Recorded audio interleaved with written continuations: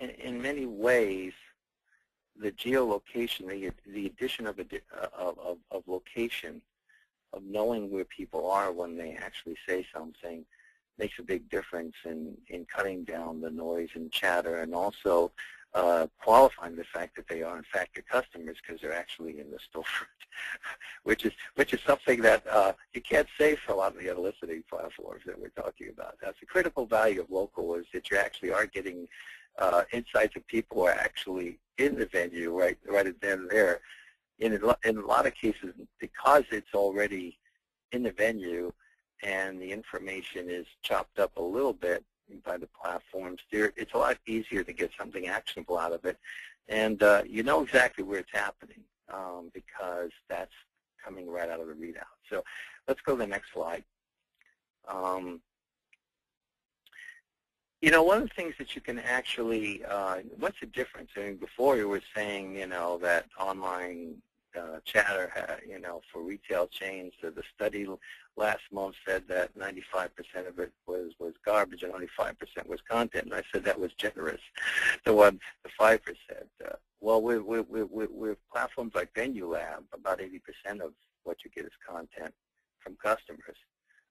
And you can break it down usually by who's staff, and only 5% is spam. So when you think about it, it's almost inverted. You're getting most of the benefits of online listening without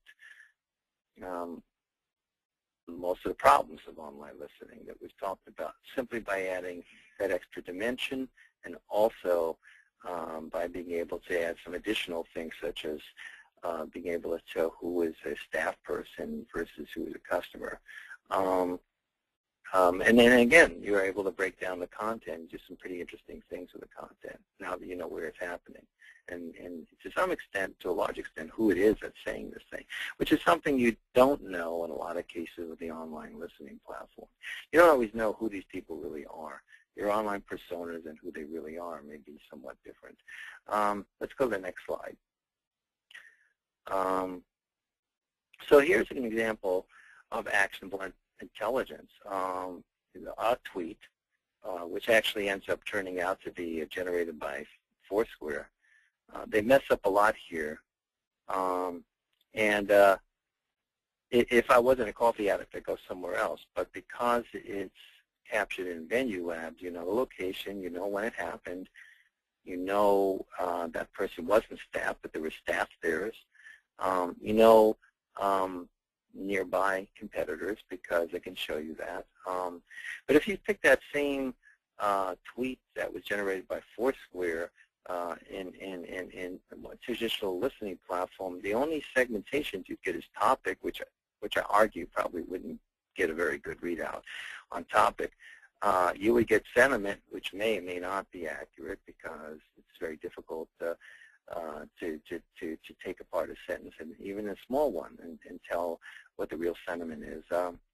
You might get some influence, not that you might care about influence, but certainly influence from the standpoint of how many followers and how many friends and and so on doesn't really tell you a hell of a lot, from the standpoint of a retailer. And engagement, and that's really, engagement itself is kind of a very loose term to determine what people are engaging or not with your brand. That's such a loose term, it's really not defined very well. So the traditional insights from your social media monitoring platforms would be on the left, and your kind of insights you get out of like VenueLabs would be on the right. And certainly when you're a VenueLabs customer, there's a bit of customization that can be done. So where the platform itself will get you 75–80% to where you want to be, certainly every vendor has their own way of wanting to look at that local data, and as a result, there will be some customizations that will be done that will take you the other 10–15% of the way to where you exactly need to see the dashboard you need to see. Let's go to the next slide. So, to sum up, in a lot of ways I have been moving in a direction of trying to take social data and make some decisions about it. typically speaking, it's very hard for people that don't know what they want to measure and what they don't know what would make a difference to them to know, to get something that's actionable out of social data. Because, they first need to be ready to even have that kind of conversation. That's just a whole nother presentation than we could go in today.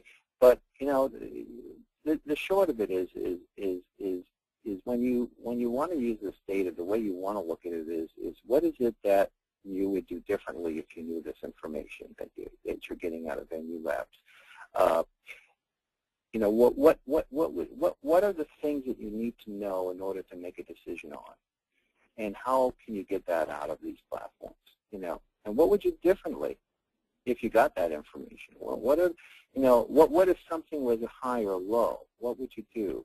And it may mean some integration with your offline systems, with your point-of-sale systems, and so on, but what would you do? And then what's that threshold? What's the point where it makes a difference that you can take action or not take action? Set some targets for yourself. I think that's the least we can do now, and I think if we really want actionable information, we need to think tactically. But certainly we need to have a conversation to find out what people really want first before we can actually get to the point where we can tell them what the tactical, or help them figure out what the tactical points would be, and then create those views in any platform. So I think to some extent it takes a more mature client who knows what they want, who actually understands what their problems are and what they need to measure to get the most out of any platform. But having said that, I think that certainly we can always help to bring somebody to a point where they come to know what it is that they need to know. And at that point, we can then instrument things into these platforms. And certainly Venue Labs offers a rich environment to do that in.